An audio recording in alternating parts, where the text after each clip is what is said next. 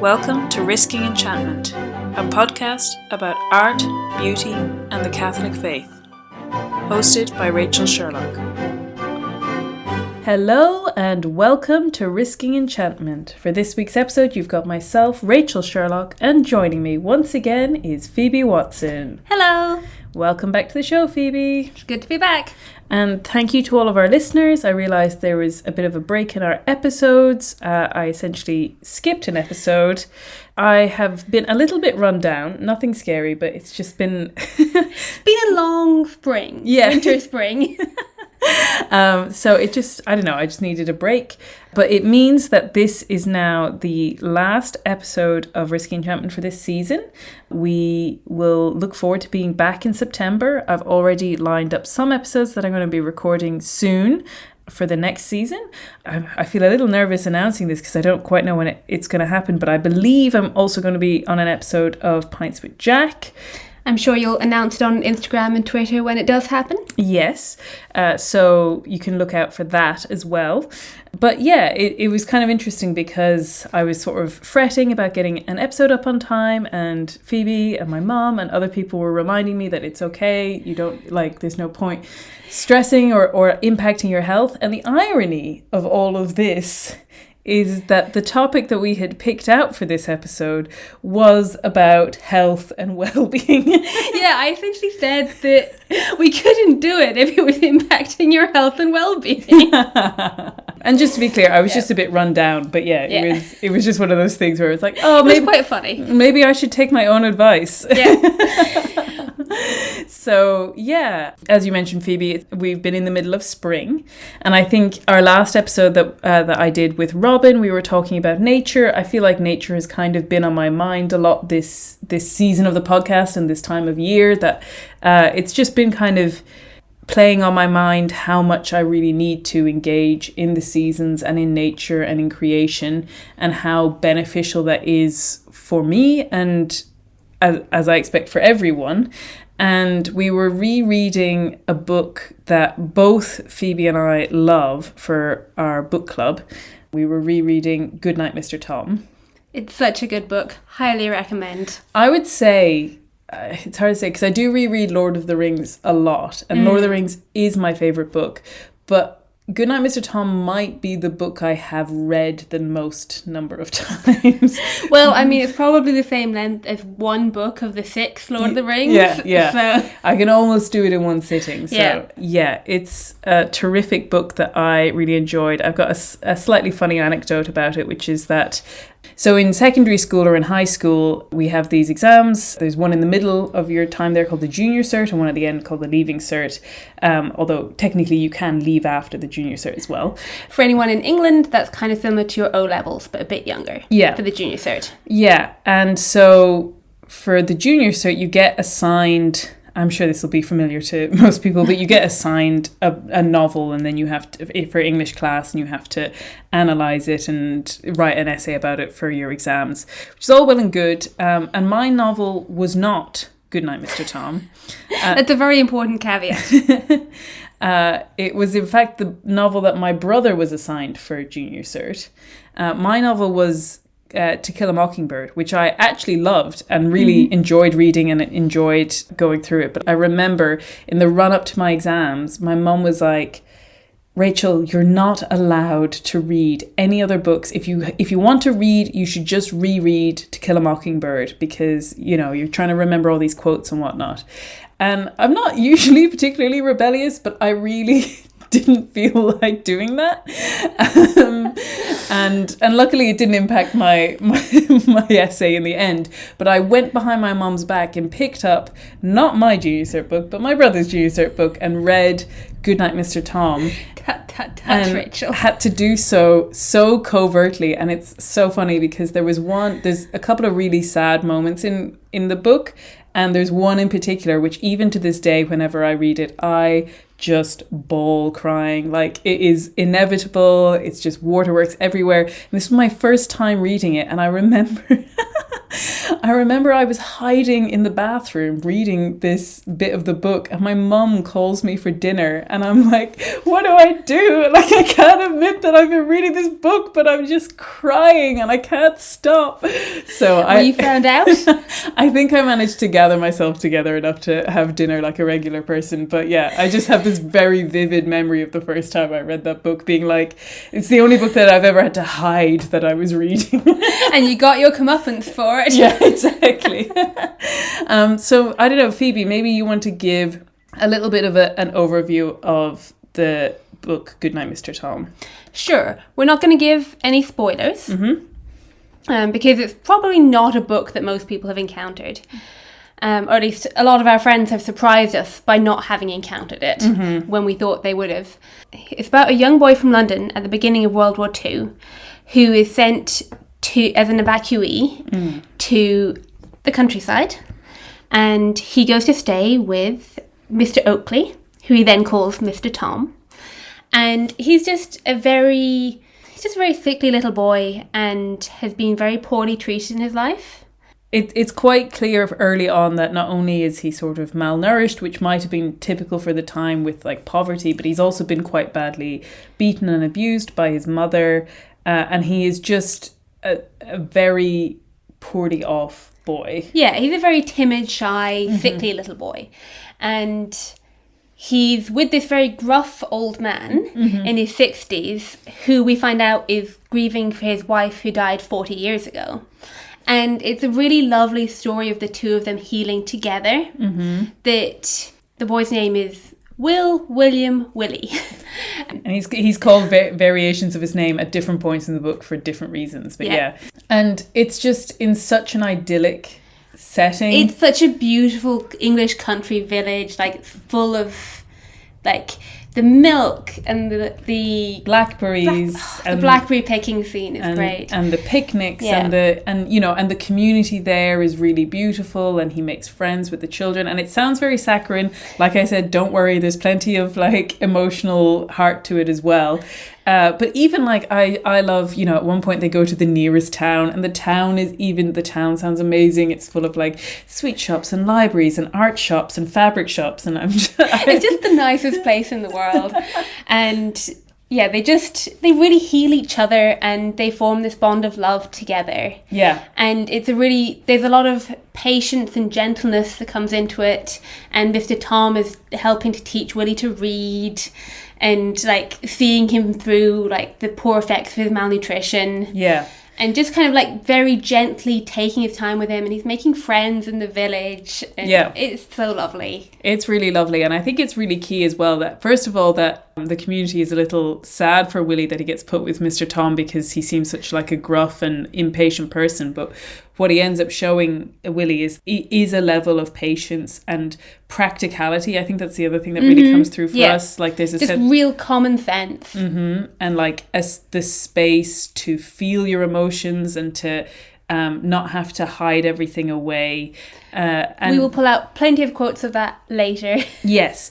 Yeah, and we're going to go into some of the details of the book presently, but I think what I want to say first is just that when I was rereading it, I was like, oh, this would make a great topic for a podcast, but I was like, oh, is there kind of enough to talk about here? And then I sort of had a light bulb moment where I was like, wow, these themes are also really explored in a kind of different way, but in a surprisingly similar way in another of our favourite books, which is The Secret Garden. Also a great book. I think we talked about that one before. Yeah, absolutely. And again, if you don't know the story of The Secret Garden, it's about little Mary, quite contrary, who is sent from India to this house in the moors, in the Yorkshire moors, after her family is killed during I think it's a cholera outbreak, maybe a typhoid outbreak. I think it's cholera. But anyway, so she moves from being this sort of neglected and willful young girl to like the key part of her life in India is that her parents care nothing for her. And then she finds herself out in these Yorkshire moors and encouraged to go outside, and as you might expect, finds a secret garden. And she also ends up, and I don't want to give too much away, but having an encounter with another little boy who's quite sickly as well. And he's a cripple, he can't walk. and both of them finding new life and the space to be children and the space to heal and grow, and that how much being in nature not only impacts their health but their like imagination and their ability to relate to one another. And another boy called Dickon, who's like the hearty Yorkshire boy who's encouraging them on. And so yeah, I just thought it was kind of interesting that these books, and there's plenty more. I think you're going to speak about Heidi. And there's another one that I also loved as a child called What Katie Did. There's a lot of healing in it. We're not even going to touch that one. I'm sure there's plenty of others that you're there, like on the edge of your seat, screaming at us to mention. Yeah. Do let us know. But yeah. So it's a real theme across children's literature. And I thought it was just kind of interesting to explore it a little bit about how health and community and love and nature and the natural world all kind of interact. And I think one of the reasons it's a recurring theme in children's literature is because of the threat that an illness was in those times.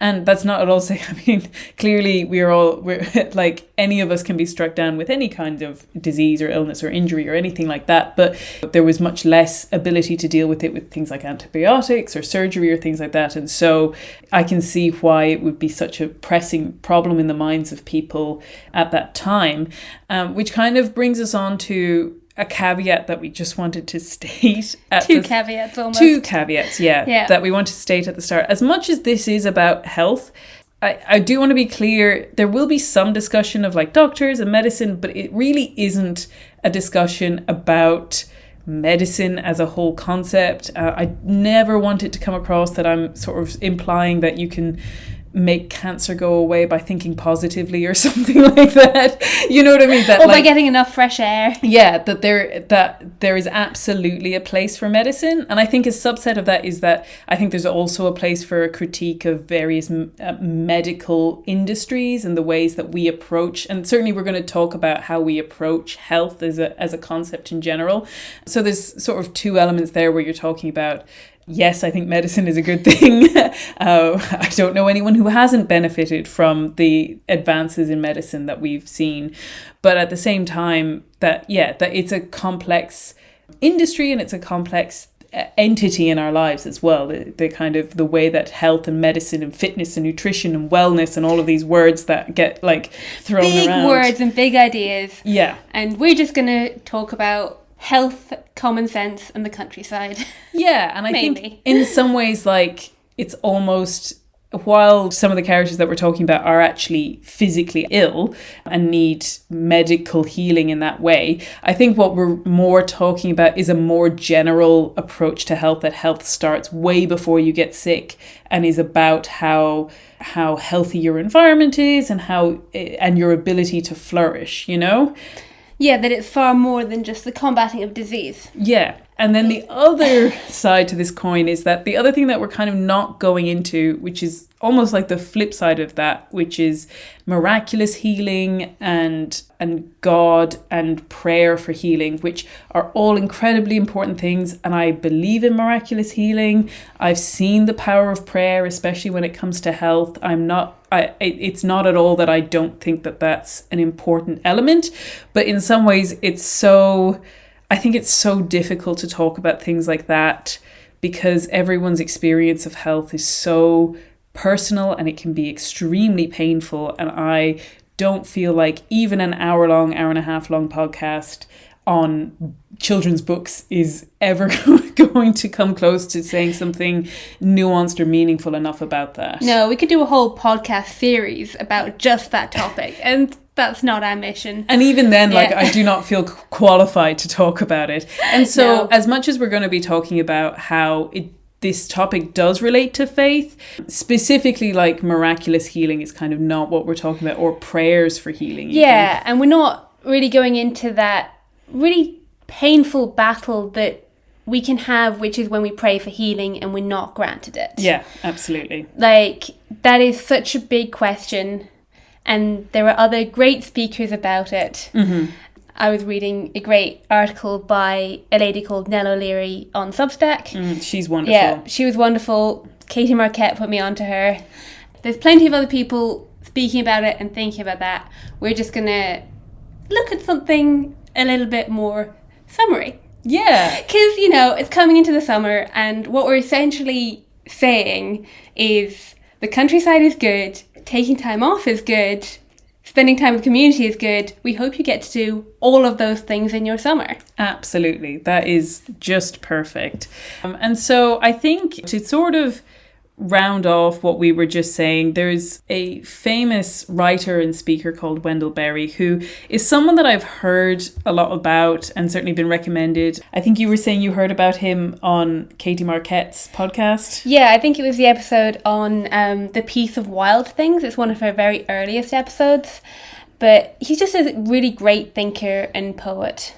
Yeah, I'd heard about him. I can't even remember. It's been a very long time since he's been on my radar, but definitely someone that I felt guilty that I haven't spent more time diving into. But in preparing for this podcast, I remembered that he wrote on this topic, and I sought out some of his writing on it, and it's so great. And so there was two in particular that I read. There was one of the sections in his book called The Art of the Commonplace, which has the subheading The Agrarian Essays of Wendell Berry. And then there was another which was actually a speech he gave, which I believe was then converted into an essay called Health is Membership. And in both of these, he takes slightly different angles, but in both of them, he's talking about health as being something that is part of a communal experience with both people and the place. And in fact, he defines community in a way that I really appreciated. He said, "I believe that the community, in the fullest sense, meaning a place and all its creatures, is the smallest unit of health. And so to speak of the health of an isolated individual is a contradiction in terms." And I really loved that, even just that very simple definition of a community being a place and all its creatures. And I think, and we'll maybe come back to a little bit his view on technology later, but we do reap a lot of benefits from technology and being able to have communities that aren't rooted in particular places. And I know I am a huge beneficiary from that. Most of my best friends do not live even in the same country as me. And I'm so glad that I get to maintain community with them. But at the same time, I do think there is something kind of profound in understanding community as not only the people, but the physical place and space that they inhabit. And even the creatures and the nature around that is part of the community. And I also love, he has this great concept of health as wholeness, that he says, to be healthy is to be whole. That the word health belongs to a family of words that show how far the consideration of health must carry us. That is heal, whole, wholesome, hail, hallow, and holy. And that he talks about all of those things as intertwined to create health. Yeah. And in fact, I think that was, I'm not sure if we did reference it. I know for certain it was in Eleanor Parker's book that we interviewed for her at the start of this season. But it's funny how everything comes full circle. Everything swings and roundabouts. But yeah, and so he has, in his agrarian essays, he has this really in-depth look at the way in which we are all interdependent and how it doesn't, this isolation and this fragmentation and saying one thing is agriculture and one thing is health and one thing is mental health and all of these kind of splinterings, and even like one thing is spirituality and faith, and that the fact that we've split all these things up is really damaging our ability to create that wholeness that you were saying, Phoebe. And so this is a slightly extended quote, but I think it's useful before we dive into the more literary aspects of what we're talking about. But he says, "A medical doctor uninterested in nutrition, in agriculture, in the wholesomeness of mind and spirit, is as absurd as a farmer who is uninterested in health. Our fragmentation of this subject cannot be our cure because it is our disease.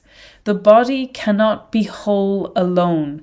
Persons cannot be whole alone. It is wrong to think that bodily health is compatible with spiritual confusion or cultural disorder, or with polluted air and water, or impoverished soil. Intellectually, we know that these patterns of interdependence exist. We understand them better now, perhaps, than we ever have before. Yet modern social and cultural patterns contradict them and make it difficult or impossible to honour them in practice. To try to heal the body alone is to collaborate in the destruction of the body. Healing is impossible in loneliness. It is the opposite of loneliness. Conviviality is healing. To be healed, we must come with all other creatures to the feast of creation. I love the ending of that particularly. Like the concept that it's coming to the feast of creation. And creation with a capital C, meaning not only this created natural world, but that spiritual healing, and immediately thinking of the sacrifice of the Mass as well. Yeah. The healing there, of course, but the healing in this whole world that is given to us. Yeah, absolutely. And so to move on to our books and to dive back into Goodnight Mr. Tom, I think that story is so good at highlighting the sense of interdependence. Like I said, it's not just that he's taken from, and like, you know, I was in London pretty much this time last year. I love London, but, you know, certainly the book paints it very much like a grimy, sooty, disgusting place. And it's in the middle of the Blitz, so it's even worse. He's also taken from the slums of London. Yeah.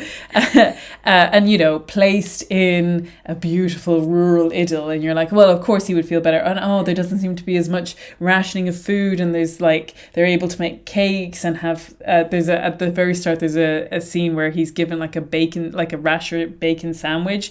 And oh my gosh, it just makes me drool at the mouth every time. Yeah. But that feels like it makes sense. So you put someone out in the fresh air and you give them space to run around and good food. Of course, they're going to feel better.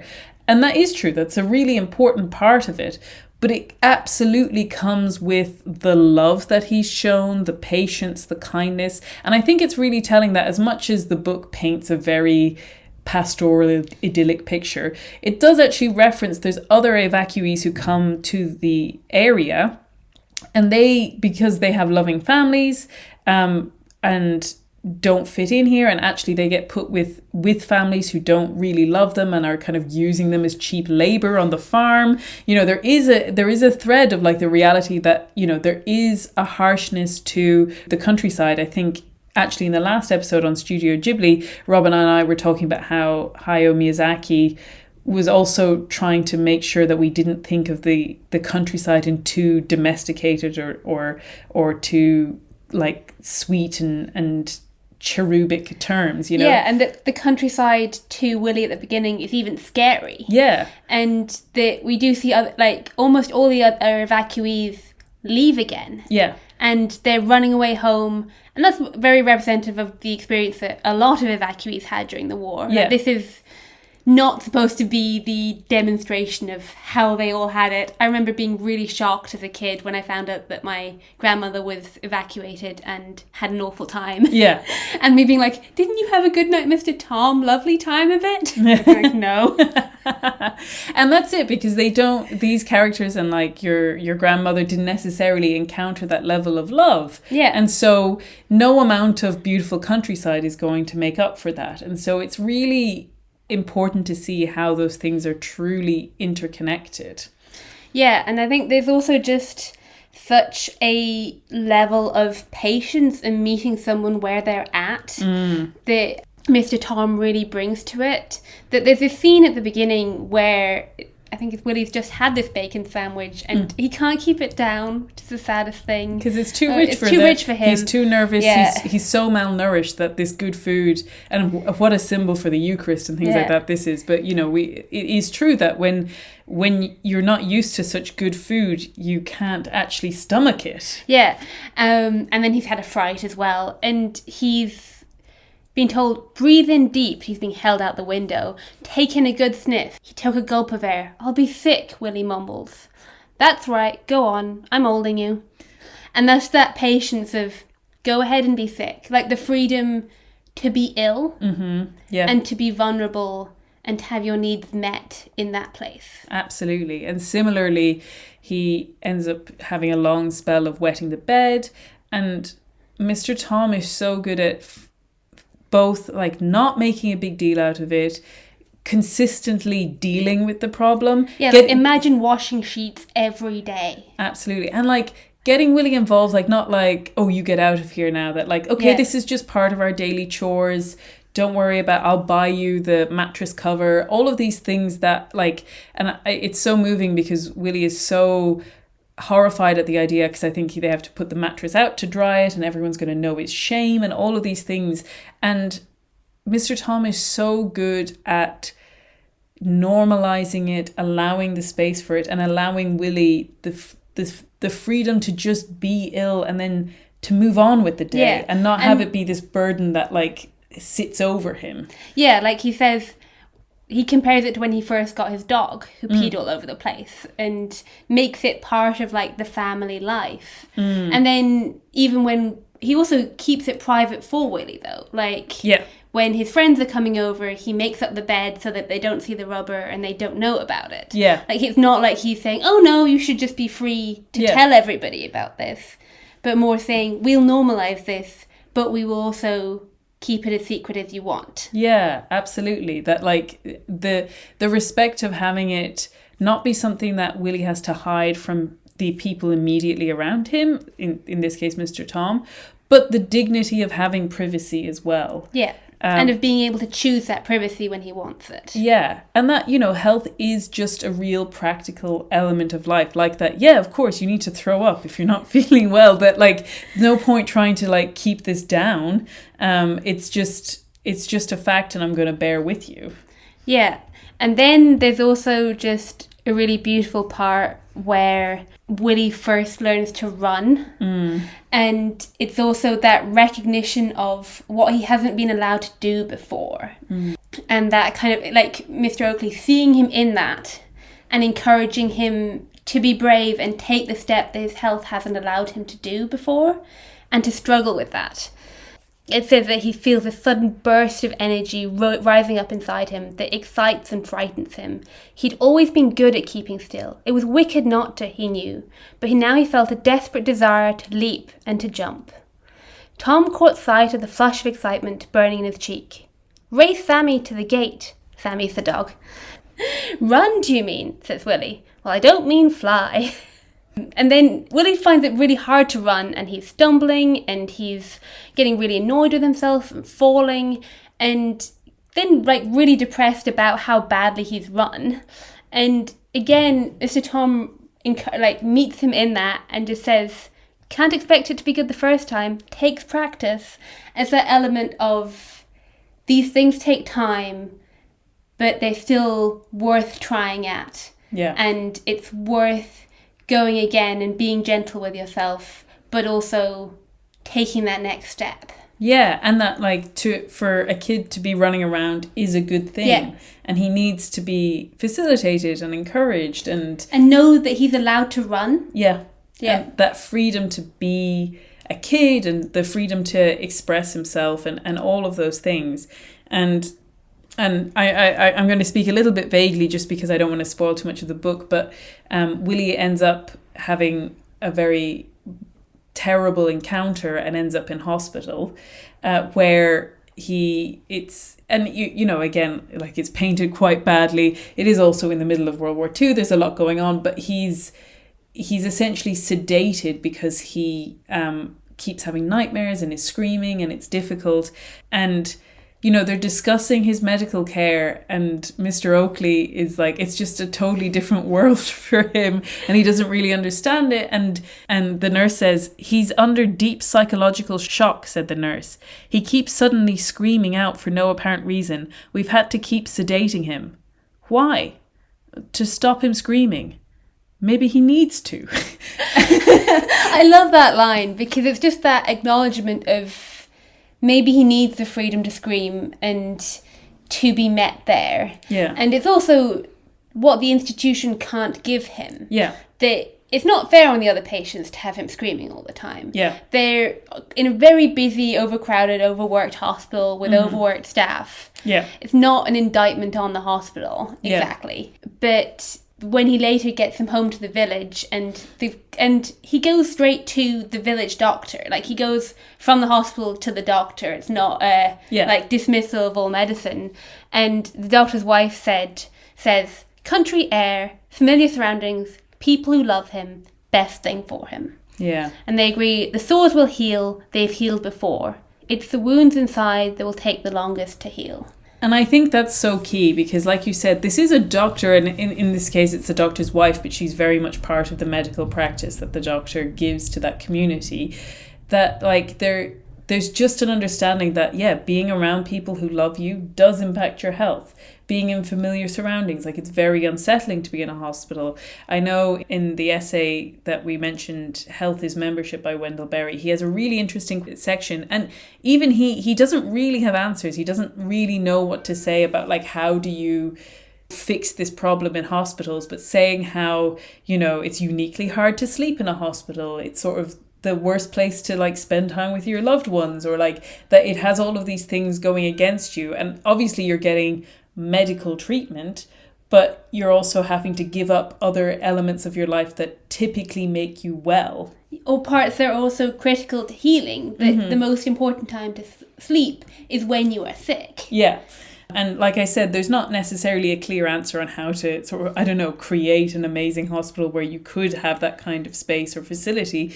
But at the same time, I just think it's such a beautiful thing to recognize how important those things are, and that there is such a beautiful gift of community in that way, and space for restoring people and giving them a chance at healing. Yeah, and that there is also such that a correlation between the physical wounds and the mental wounds. That you get the sense that even if they'd waited until he was physically well, the mental healing wouldn't have started and the scars would have been deeper. But it's the combination of being able to heal the two together that really matters. And that it is as much about him getting well mentally, even more so about that, than it is about his physical healing. Yeah, absolutely.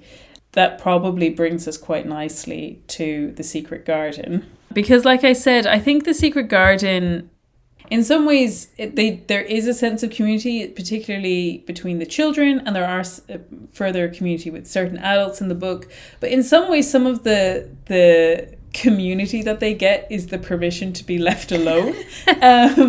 And in that way, to not be sort of observed and have, like what Willie was saying about it's wicked not to sit still and be quiet. That, like, no, just let them run free and be kids and not be overly supervised or burdened. Permission to be children. Yeah, or even burdened with, like, schooling and education. Yeah. Not that those are bad things, but, you know, that there is a time and a place for them, and the time and the place for freedom and the outdoors was more important in this particular instance. Yeah, and it also has a really big impact on their mental health, because it's, like we said, it's Mary, quite contrary. Yeah. That's what she gets called at the beginning of the book. And it's about the, like, bad place that she's in, and the countryside and the place that she's in, mostly bringing her out of that and that freedom.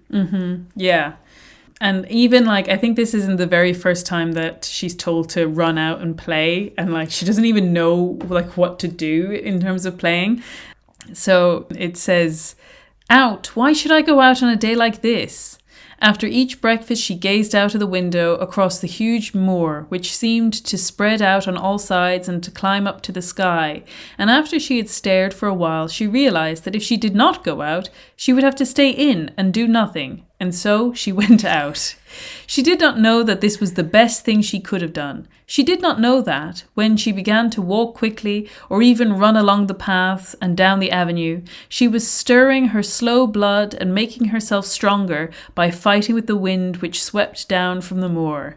She ran only to make herself warm, and she hated the wind which rushed at her face and roared and held her back as if it was some giant she could not see. And I think even that description hints at, and it says it later, that, like, this is so good for not only her health but her imagination, and that, like, seeing the world in these kinds of terms. Yeah, and that it kind of takes her out of herself enough that she actually becomes happy. Yeah. I think that's really key, that like there's a sense of self-reflection in a very morose sense that's keeping her back and keeping her unhappy. Yeah, like it says, living as it were all by herself in a house with 100 mysteriously closed rooms and having nothing whatever to do to amuse herself, had set her inactive brain to working and was actually awakening her imagination. There was no doubt that the fresh, strong, pure air from the moors had a great deal to do with it. Just as it had given her an appetite, and fighting with the wind had stirred her blood, so the same thing had stirred her mind. I think that's also so important because she's coming from a place where the servants have kind of seen to her every need and tried to amuse her, but they've always been under her. And because they've been under her, she has been in a position that a child shouldn't be in, and therefore hasn't had this permission to just go and play and have to amuse herself. Yeah, absolutely.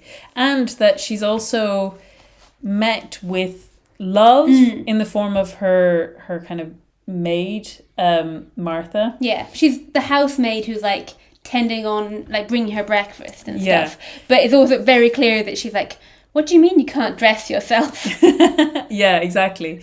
And actually Martha's mother and Martha's brother, so Martha's brother is Dickon, who we mentioned, the hearty Yorkshire boy, that they have this much more practical, common sense approach to children and childhood. And so the mother, whose name is Mrs. Sowerby, she kind of has the audacity to say to Lord of the Manor that she's in, who's only visiting very shortly, her guardian. Yeah, Mary's guardian. Mrs. Sowerby says that she thinks Mary needed fresh air and freedom and running about.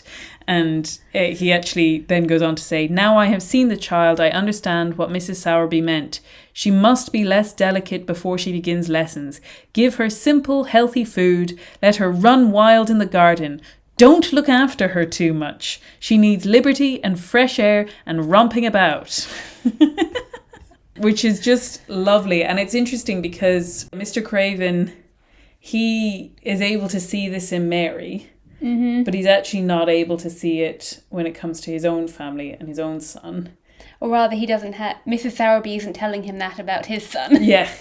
And so that's where we come to, and apologies, it's kind of hard to talk about it. It is kind of a spoiler, but yes, it is her cousin who she meets, Colin, who is this sickly child who's been sort of... We could just read the quote. Yeah, I suppose that's easier. Yeah, it's this boy, and they say that he begun all wrong. Mother, that's Mrs. Sowerby, said that there was enough trouble and raging about the house to set any child wrong. They was afraid his back was weak, and they've always been taking care of it, keeping him lying down and not letting him walk. Once they made him wear a brace, but he fretted so he was downright ill. Then a big doctor came to see him and made them take it off. He talked to the other doctors quite rough in a polite way. He said there'd been too much medicine and too much letting him have his own way.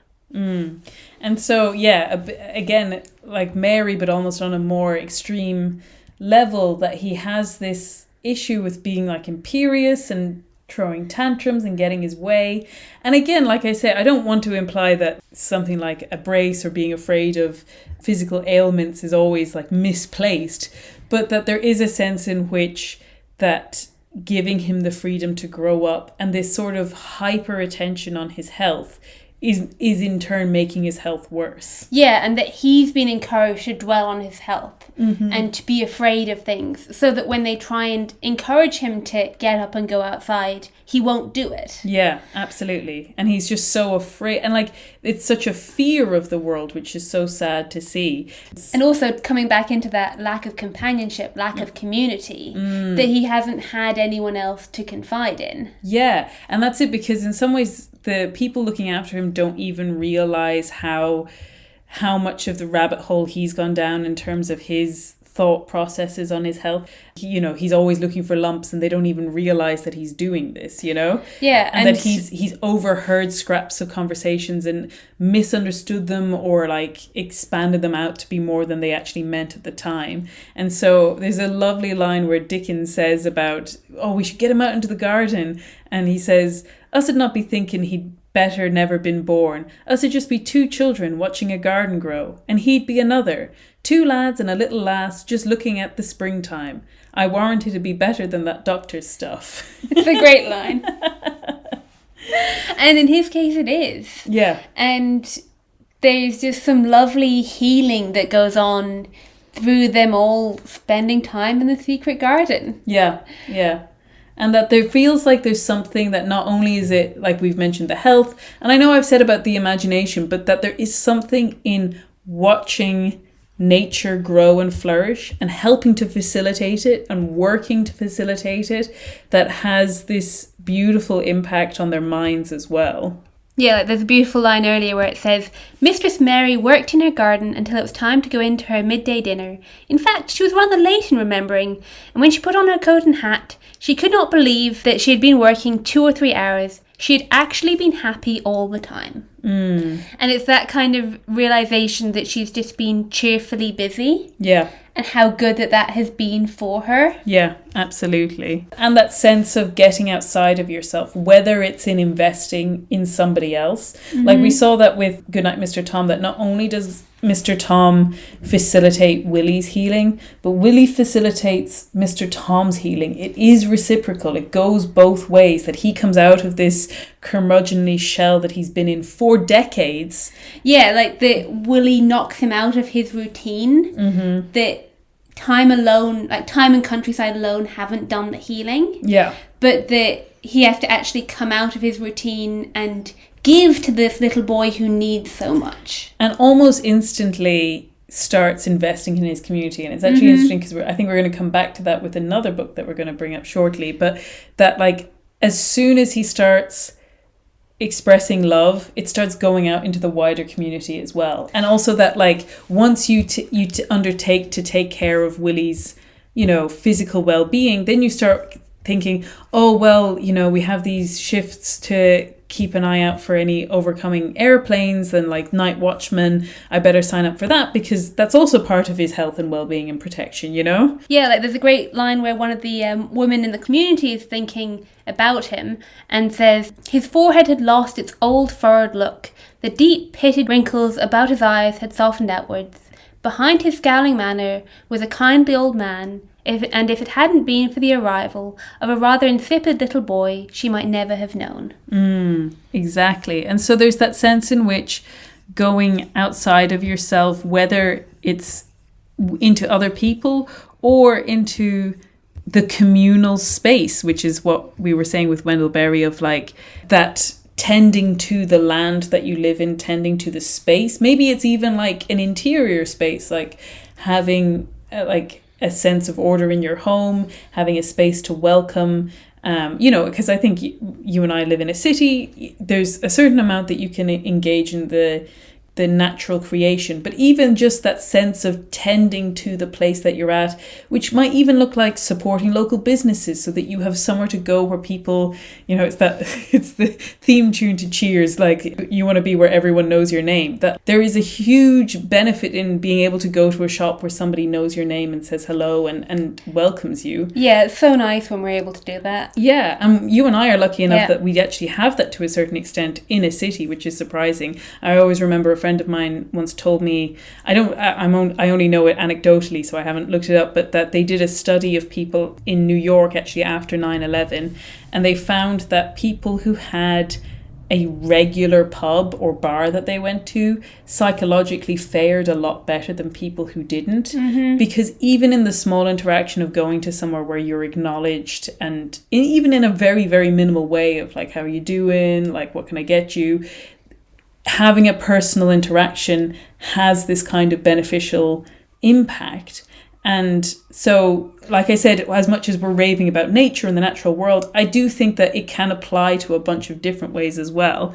Yeah, and that even what you're saying about like tending your indoor space or like tidying your room or particularly of pottering on the balcony, which is, you know, outside nature. I mean, we're still in the city, but like tending of the space. Yeah. And because I think when you're ill, that's often when things get really messy as well. Yeah. And sometimes one of the first signs of healing will be that you're well enough to get up and like start putting things straight again. Yeah, and if you have the ability to have someone in your life who can help you do that even when you are ill, it's a really beautiful thing. Yeah. And to go back to The Secret Garden for a moment, there's a quote, it's quite long, but I really love it, which says, "To let a sad thought or a bad one get into your mind is as dangerous as letting a scarlet fever germ get into your body. If you let it stay there after it has got you, you may never get over it, as long as you live. So long as Mistress Mary's mind was full of disagreeable thoughts about her dislikes and sour opinions of people, and her determination not to be pleased by or interested in anything, she was a yellow-faced, sickly, bored and wretched child. Circumstances, however, were very kind to her, though she was not at all aware of it.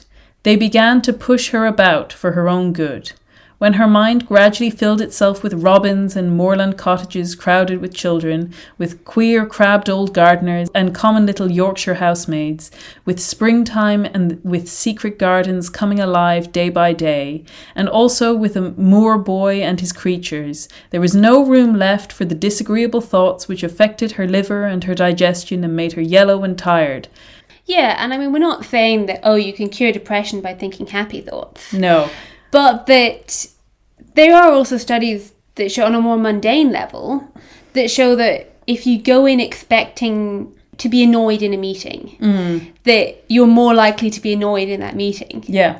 And that your attitude to something makes a difference. Yeah, absolutely. As much as it is so true that when you're experiencing problems in mental health that you hate the idea of reducing what you're experiencing down to like, oh, maybe I should go for a walk. And what you're experiencing is much bigger and much more profound and an incredible struggle for people. But there is also a mundane reality, which is it does help. Yeah. Maybe it won't cure it completely, but every little is going to help. And also, I think it's important to note that we keep talking about community and structure and all of those things. And I think if anyone listening who is struggling, and my heart really does go out to you either in physical health or mental health or both, which they often go hand in hand, that I think it's important to acknowledge that what we're saying here again is that there's so much that goes into health that is about community. And as Wendell Berry kind of pointed out, that so much of our day-to-day lives are not structured in a way that it helps us or enables us or bolsters us to do well.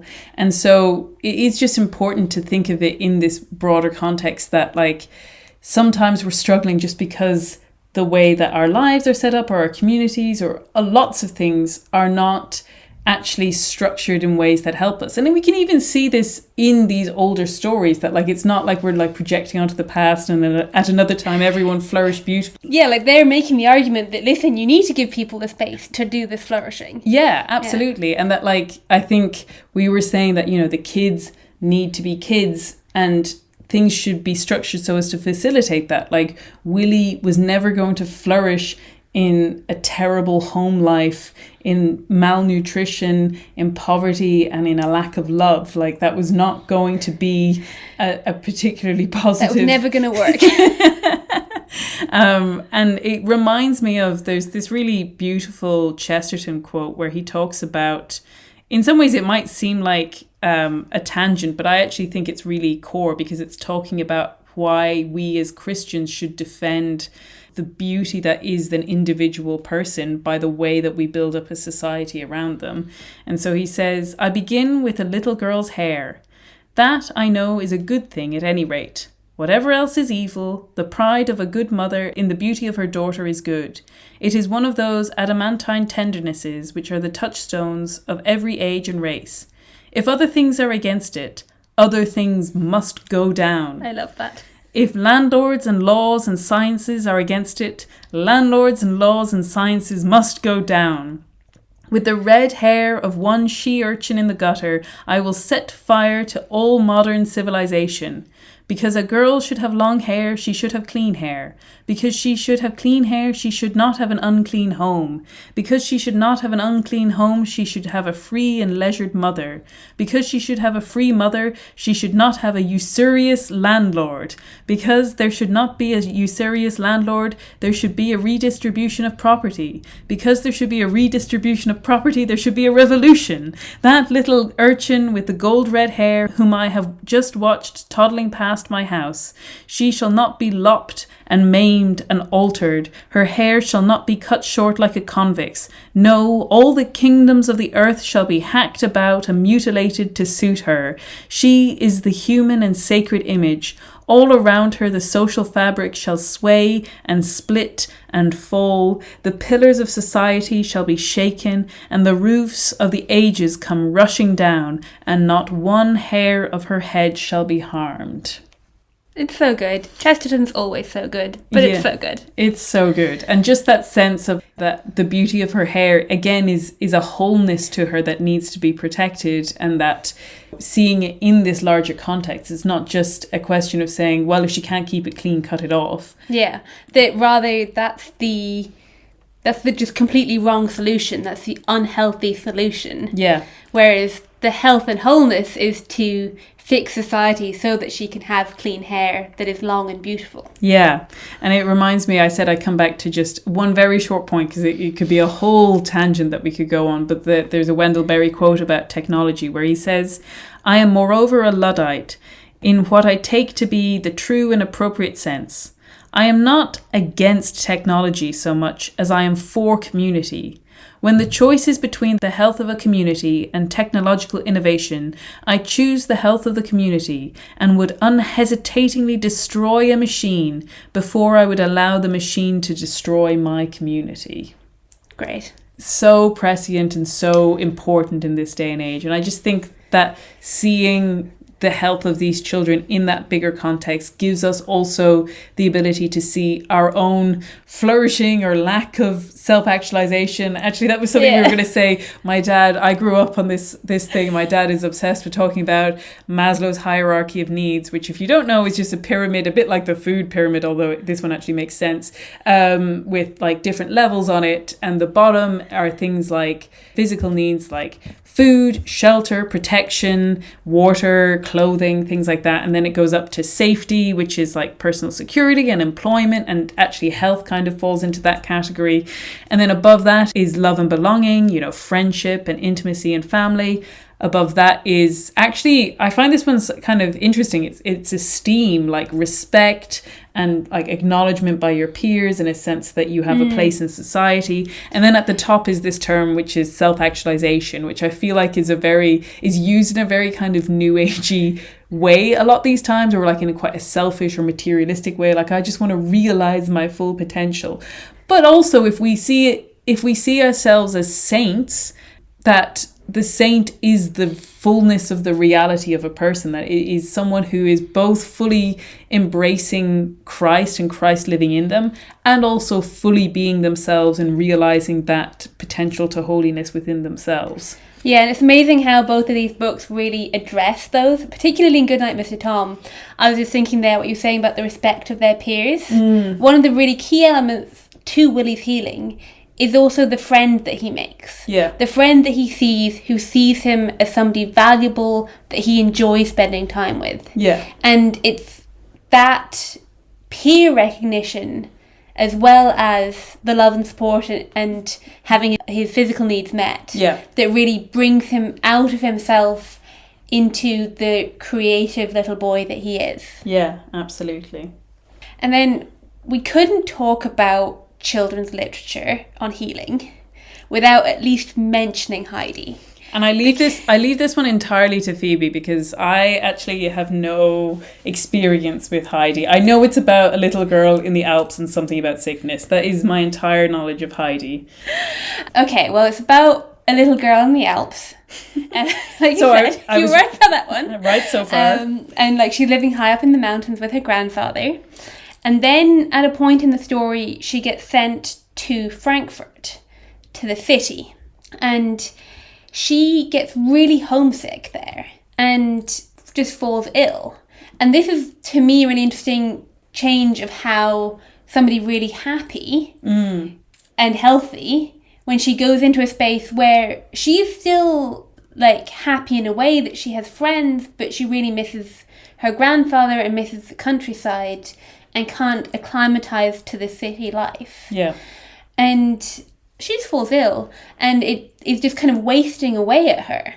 I think the remedy that for her illness, because it's not first recognised as homesickness, is just a really applicable one to this. So they bring in the doctor, of course, and he says, the child is consumed with homesickness, to such an extent that she is nearly a skeleton already, and soon will be quite one. Something must be done at once.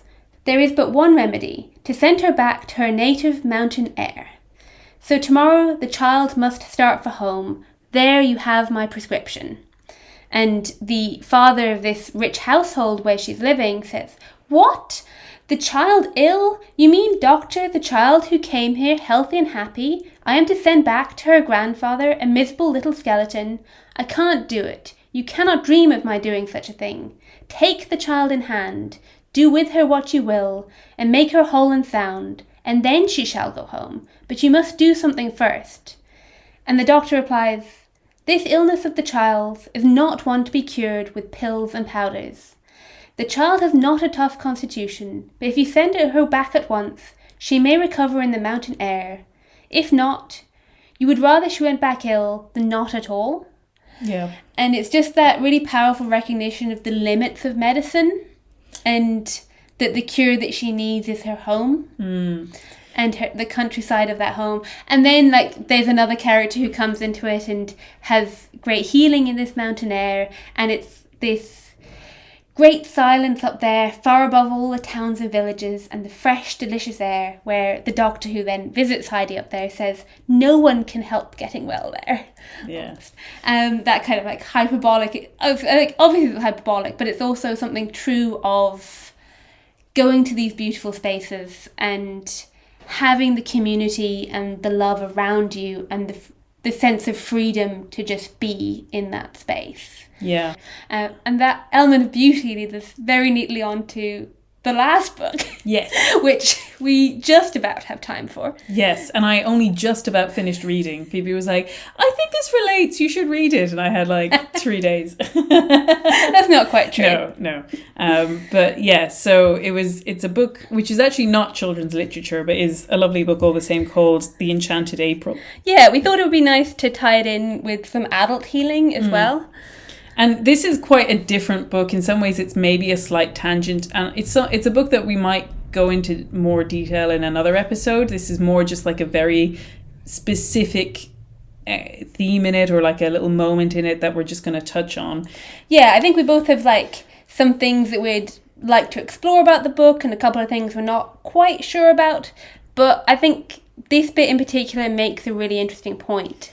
And what it is this woman who's been living in a really dry, arid, loveless environment, devoid of beauty. Mm-hmm. And the like psychological burden that is putting on her. And at one point they're looking at going away to this castle in Italy, and she argues that why it would really be unselfish to go away and be happy for a little while, because we would come back so much nicer. You see, after a bit, everybody needs a holiday, which I just love. And I think it's interesting. I think both of us feel that the book leaves something wanting in relation to how it understands virtue and even faith. Like, it kind of brings up the topic but doesn't necessarily know what to do with it. But I think it's interesting that this particular character, Mrs. Wilkins, she has a lot of lines where she's sort of like, oh, but we've been so good for so long. Like, I just want a break from doing unselfish things. And like, I spent all of my life being unselfish. And what's really going on there is that she's feeling a huge amount of dryness because she's doing these things without receiving love, and then also doing them not out of love but out of obligation and duty. And so I think it's really interesting that as soon as she gets to this place of beauty and warmth where she's gone to sort of shut out her husband, her married life. She's tired of the service that puts her in, and all of these other things that she thinks she wants a break from because she's so tired of having to deal with them. And as soon as she gets there and sees the beauty, the first thing that she does is actually want to give it to them and her husband. And that, like, her sense of goodness, then she's actually able to want those things out of love and not out of a dry sense of self-sacrifice. Yeah, that once she's kind of become immersed in this beauty on the first morning, she comes to this realization that she's been really stingy with her love, and says, the great thing is to have lots of love about. I don't see that it matters who loves, so long as somebody does.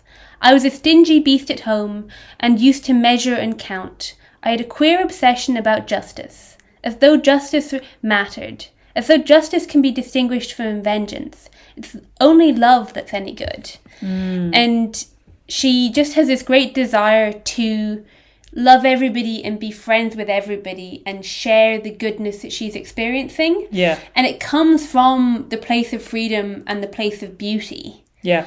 That because she's kind of dropped the burden of unselfishness. C.S. Lewis says some great things about unselfishness and how that's such a twisting of charity. Yeah.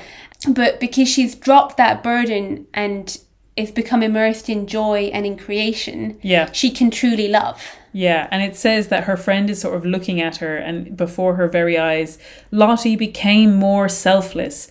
The extraordinary quickness with which, hour by hour, under her very eyes, Lottie became more selfless, disconcerted her. She was turning into something surprisingly like a saint. And I think that's so interesting about how, in some ways, this trip is set up as we've a right to indulge in ourselves and to treat ourselves and not think of other people. And I think there is a balance. I think it isn't good to be self-indulgent in that way, but I do think it is valuable, like we're saying, to take the time maybe to go on a holiday, to get peace and silence by yourself. And there's a lot of themes of one of the other characters wants to be left alone, and then she ends up wanting to talk to everyone. That it's kind of a balance between trying to find the space for solitude in your life, which I think is also important, and then also the demands of love and the demands of community, which can be taxing and can be draining. Yeah, and also that line, think of how much nicer we'll be when we come back, is actually that them going away and it being true, and them taking the time to let that become true, becomes a gift to the other people in their lives. Yeah. And that it is true, it's good in that way, in that what looks like an indulgence, and for us, sometimes looking after ourselves is actually a charity to others. Yeah, exactly. That if you become so burdened down that you just become unpleasant, that taking the time to take care of yourself allows you to be more of a gift to other people. They're being good in quotation marks. Yeah. But they're not actually flourishing and making other people's lives better in their flourishing, really. Yeah. And I think the thing that I really loved about her thread in the story is, I've mentioned it already, but just that sense of as soon as she gets the gift, she's ready to give it away. She literally, the first morning, she's like, oh yeah, now I need to share it with everyone. And everyone else kind of takes their time with this thought process. But she's so ready that as soon as she gets something good, she then starts giving it away, which I think is actually a really Christian and Catholic way to think about it, that the gifts that we receive are not ours to hold on to stingily. And it's funny, I was sending Phoebe some voice notes as I was reading it. I was listening to it on audiobook, and I was getting so angry because the other people on this trip are arriving early so that they can nab the best bedrooms, and trying to block the other people from spending time in any of the other rooms, and staking out their corner of the garden. And this, that word stingy, and claiming your rights, and trying to stake out a corner of heaven, as Lottie keeps calling it, and she's just so over. She was why would I I'm in heaven, why would I have this attitude, why would I care that you have this attitude, I'm in heaven. She says that she won't come out of heaven for a moment to be cross. Yeah, exactly. And that this attitude then does spread, and people change their perspective on it. But that we can be so mean-spirited about the gifts that we're receiving, of you're constantly constantly looking out for who's going to take a slice of your pie, that like, how dare you come near me? I've got my gift from God here. How dare you come near it, you know? Yeah, and I think it's almost something that she's the one who's been the most deprived of beauty in her life, of the four. And therefore, she takes this great expanse of richness and of beauty and sees this the overflowing abundance of it, that she doesn't have to grab at it. Yeah. Whereas the people who are more immune to it are much more like possessive of what they want. Yeah. But the other thing I find really interesting about this book is about her character development, is that she's this really nervous, shy. She talks incoherently and unrestrainably at times. When she's back in England in the like dull aridity of her life. And then when she's filled up with beauty and with this happiness, it says that the happiness had done away with the shyness. She was very serene. She could control her conversation. And she gets that healing from this burden of shyness. Yeah. And the healing from that like mental disability almost. It was quite disabling for her in a way. Yeah. And becomes this much serener, calmer, happier person because of the great gift that she's received. Yeah, absolutely. And it kind of reminds me, maybe it's slightly a tangent, but I did want to pull out, we mentioned C.S. Lewis, but in a slightly different section, he just has this line that I love where he's talking about how we can take so much of virtue for granted when really all it is an absence of trials. And even in very small ways. I think of this line all the time where he says, all sorts of nice things which we thought our own, but which were really due to a good digestion, will fall off some of us. That like idea that the only reason you're virtuous is because your tummy isn't upset. Like, yeah, I love the flip side of that he continues saying, all sorts of nasty things which were really due to complexes or bad health will fall off others. We shall then, for the first time, see everyone as he really was. Yes, and then he finishes, there will be surprises.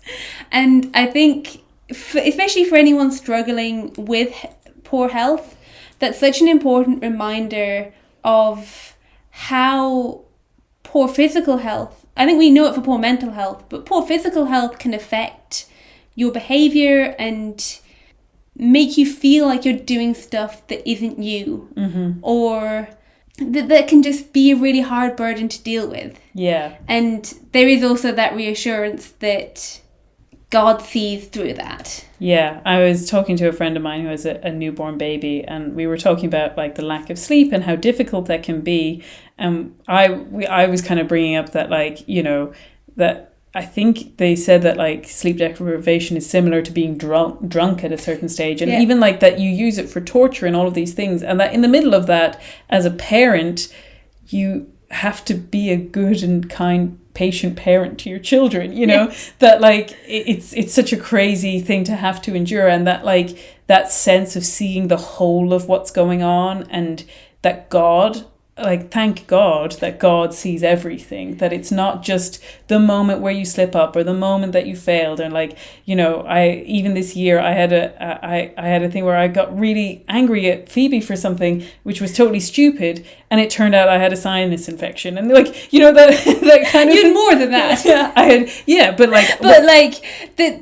There was definitely other things impacting your emotions. Yeah. And it took, in that case, it took someone else saying, this isn't you, something is wrong. Yeah. And those things aren't you. Yeah. And that there's a balance. We have to recognize our culpability. We have to cultivate good habits. We have to encourage, like we were saying, a good environment of community, of all of these things. And yet at the same time, there is the flip side, which is that it's like health and well-being and all of these things is such a complex landscape to be traversing. It's part of our fallen world. It's part of all of these things that, like, you know, we shouldn't be surprised that it doesn't always come easy, that it is actually something that we have to wrestle with, and why it's worth looking at these stories of how, whether it's children's literature, or in this case like adults literature, that find ways to cultivate joy and happiness and peace, and to, in certain ways, healing and health and well-being. Yeah, and I think if we just finish with a quote from scripture, because obviously Christ is the healer and he does come to make us well. And there's a beautiful line at the beginning of the 3rd letter of John that says, "My dear friend, I hope everything is going happily with you and that you are as well physically as you are spiritually." And I think that's such a beautiful reminder that those things can go hand in hand. Yeah. And that obviously there will be some burdens of physical health that will not be lifted in this life. Yeah. But that we are still aiming for that. And we should take care of ourselves. And each other. And each other. Yeah. I think that's beautiful. And so, like you said at the start, Phoebe, I hope this summer is a summer of community, of nature, of love, of patience, of all of those really of rest, time out, holidays. All of those good things. And that's what we should all want for each other. And like we were saying in the Enchanted April, that like when we get a modicum of it for ourselves, that in turn we share it with others. Yeah, exactly. And so I think for this episode, all that's left is to ask you, Phoebe, what have you been enjoying at the moment? Well, it's been a little while since we recorded a podcast, so I have a couple of things. Yes. I have recently learned how to knit properly. Kudos to our friend Maria, who's been on the podcast at the very beginning. Yes. And she was teaching me to knit at Easter. And I've been doing that while watching, with Rachel, the appendices to the Two Towers. Yes. Which have been great. So, I think I've mentioned this before, but like, honestly, I can't tell you, as much as like the Lord of the Rings itself and the films have been hugely impactful on my life, but weirdly, actually specifically the appendices, the making of, the behind the scenes discs to the extended version of the Lord of the Rings have also had like an extraordinary impact on my life, and I love them so much. And you hadn't seen any of them, had you, Phoebe? No, not at all. So it was a great, because in some ways it's kind of a niche interest, but it's so gratifying to me to have Phoebe enjoy them as well. Yeah, we've been having a lot of fun. And then the other thing I wanted to mention is my mum and I went to see a screening of The Marriage of Figaro. It was an opera that was screened in the Lighthouse Cinema here from the Royal Opera House in London, and it was just really lovely and a really beautiful experience of art. Lovely. I'm going to say I also... Phoebe's getting to experience all kinds of new things. I dragged her along to a concert that I was very excited about, which I believe she enjoyed moderately well. I did. And I thoroughly enjoyed, by an American folk song singer, and he sort of arranges them with his instrumentation. His name is Sam Amadon, and I would really recommend him. I think his music is beautiful, and he's sort of quirky and unusual, and his concerts are always like a little bit crazy and interesting, but I really love him. And then on the theme of music, since Phoebe shared more than one thing, You've done more podcasts than me recently. This is true. I also just want to give a shout out to our friend Matthias, who has really encouraged me to take up playing music, like playing instruments again, which, given that I did a music degree, used to be a really huge part of my life and has not been, for various reasons. One of the biggest ones of which is that my piano is at home with my parents. But I was home with my parents recently, and I got to spend a lot of time on the piano, which I kind of hadn't realized how much I missed. And so hopefully maybe over the summer I get to do that a bit more. But certainly right now it's something I'm enjoying very much. Great. And so please keep an eye on our Instagram. We'll try and have maybe a few updates over the summer, maybe a few posts and things like that. And if you want to know when the next episode is, you can sign up to our newsletter. It's on rachelsherlock.com/podcast, and you can just sign up there. You'll get an email whenever our next episode comes out. It should be around the start of September. We are going to record some over the summer. Fingers crossed. I think I've said this before and it hasn't happened, but I'm really determined this time. So yeah, we will be recording some in advance, which is maybe a little different to how we sometimes do it, but I do think it will make for more regular posting, because I do like to be as regular as possible, even when I'm feeling a little bit poorly or something. But you will also, and more importantly, be taking a holiday. I will certainly be taking a holiday as well. But yes, so you can follow us there, and just want to say thank you so much to everyone who's been listening. We've gone up a lot in subscribers in the last couple of months, and I feel incredibly grateful and honestly just very blessed that anyone, let alone multiple people, want to listen to this podcast. And so I really don't take it for granted. I am so grateful to be able to have this space to talk about things and to have people care and listen. And so I am very sincerely keeping you all in prayer and wishing you all a very happy summer. Goodbye. Bye.